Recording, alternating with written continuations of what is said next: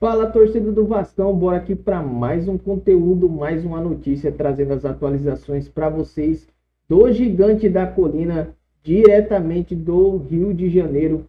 Pessoal, o Vasco que conseguiu vencer o Boa Vista por 3-0, um jogo que já era esperado essa vitória, né? Até porque o Boa Vista é um time bem mais inferior do que o Vasco que contra o Flamengo não foi tão bem, não conseguiu se desenvolver taticamente, mas é um time que ainda está no começo também da temporada, está chegando novos reforços como o Brenner e Nestroza. Ainda vou trazer atualizações para vocês de quando eles vão jogar, né? É, Pessoal, antes de começar esse conteúdo, eu peço que vocês se inscrevam no canal, deixe o seu like e ative as notificações, que isso vai me ajudar demais aqui na plataforma do YouTube. E eu sempre vou estar mantendo vocês atualizados sobre as notícias principais do Vascão. Então, sem mais enrolação, bora pro conteúdo. O placar foi legal, mas Lucas, eu quero saber de você, o que você mais gostou no Vasco? O jogo não foi assim, uma coisa maravilhosa para você assistir o replay depois, né? Mas foi o mais importante, o Vasco ter feito o resultado. Mas o que te deixou animado? Alguma coisa te deixou animado assistindo essa partida? Sim, Fernandinha, como você falou, não foi um show. Aliás, foi um show, mas não foi um jogão. Foi um jogo muito abaixo tecnicamente e tem algumas coisas positivas, sim, para o torcedor cruzmaltino tirar nessa partida contra a equipe do Boa Vista.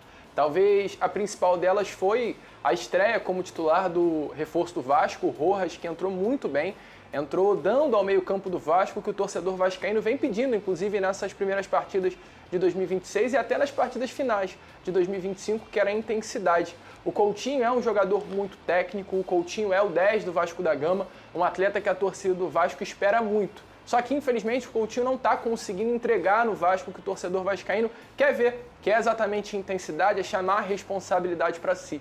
E ontem, numa partida contra o Boa Vista, ok, foi contra o Boa Vista, foi em Bacaxá, mas o Rojas ele conseguiu dar ao vascaíno exatamente isso. Intensidade ao meio-campo, qualidade, um atleta que participou, um atleta que quebrou linhas, um atleta que foi para cima sem medo. Algo que o torcedor vascaíno espera do Coutinho e ontem o Rojas conseguiu entregar. Além disso, também pontos positivos. Puma Rodrigues foi muito bem na lateral direita. E é bom para o Paulo Henrique começar a sentir esse medo de perder a titularidade.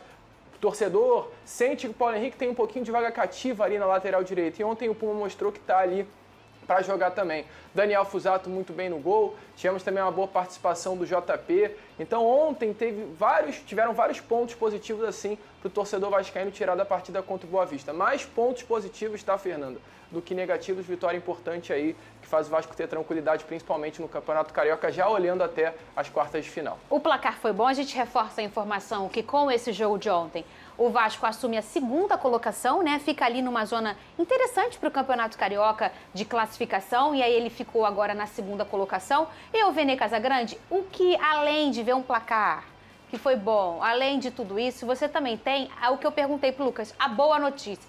Qual é a boa notícia? O que você olhou no jogo e você entendeu, nossa, isso para o restante da temporada vai ser interessante? O setor ofensivo do Vasco da Gama. Por que eu estou falando do setor ofensivo? Porque o Vasco perdeu nada mais, nada menos que o Ryan, seu principal jogador. E muita gente acha que o Vasco pode ir ao mercado e buscar um substituto. Por mais que você tente a contratação de outro jogador para substituir o Ryan, estamos falando de algo que é muito pouco provável. Porque o Ryan, que eu falei na semana passada, era um torcedor dentro de campo. Era um cara que ele tinha uma identificação muito grande com o clube. Então não adianta você buscar alguém para substituir o Ryan. Mas, apesar da ausência do Ryan, o Fernando Diniz vai ter boas peças e essas peças vêm mostrando que podem produzir bastante. Inclusive sobre o elenco, embora tenha perdido o Ryan, o elenco do Vasco da Gama hoje é melhor do que o elenco do passado, na minha concepção. Porque o Fernando Diniz ele vai ter várias opções para poder montar a equipe dele e ele vai olhar para o banco de reserva e vai pensar, opa, posso fazer substituições aqui. Algo que ele não podia fazer na temporada passada. E eu gostei da movimentação do setor ofensivo. Óbvio, não foi um grande jogo, uma grande exibição, mas estamos falando de um clube que está em pré-temporada em andamento, tal como os demais. Então, eu vou sempre dar mais valor aos pontos positivos. Você tem mais algum destaque, Lucas, sim, do Fernanda, Vasco? eu tenho sim.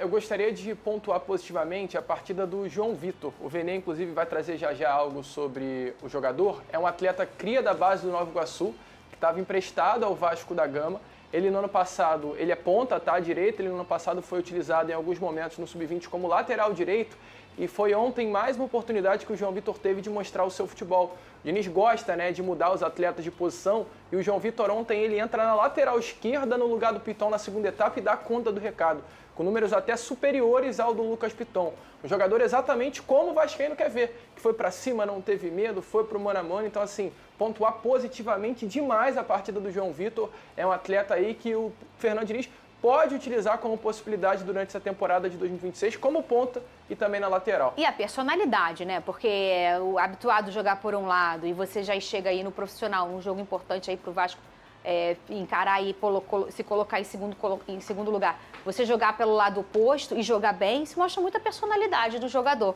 Você tem informação sobre esse jogador, é isso? Então, qual é a fofoca que você vai contar dele, Vene Casagrande? Eu confesso pra vocês que eu nem sabia que esse jogador pertencia ao Nova Iguaçu, porque ele tá há tanto tempo na categoria de base do Vasco, que assim, eu achava que ele fosse do Vasco da Gama, e não era, ele estava emprestado pelo Nova Iguaçu até o meio desse ano.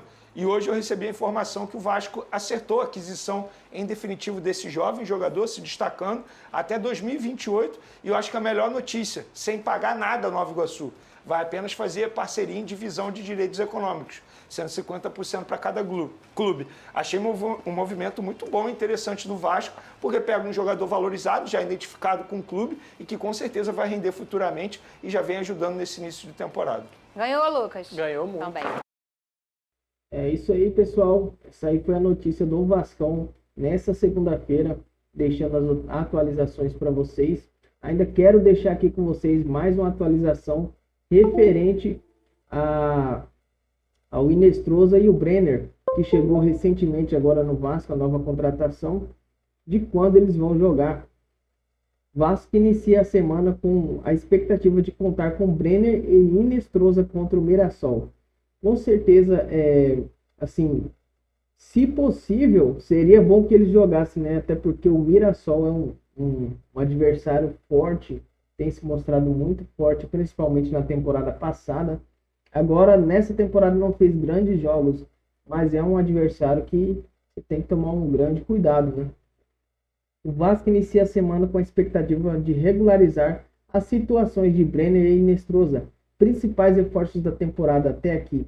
A dupla chegou ao Rio no último fim de semana, mas ainda não concluiu todas as etapas para ficar à disposição de Fernando Diniz na quinta-feira, quando o clube estreia no Brasileirão contra o Mirassol. Pessoal, tomara que eles consigam regularizar aí toda essa situação desses dois jogadores que vão ser uma peça importante para o primeiro jogo do Brasileirão do Vasco. Pessoal, muito obrigado por ter assistido até o final do vídeo. Mais uma vez eu peço que você se inscreva no canal, deixe o seu like e ative o sininho das notificações. Também comenta nesse conteúdo aí o que vocês achou desse programa que eu trouxe para vocês aqui. Muito obrigado e até o próximo conteúdo.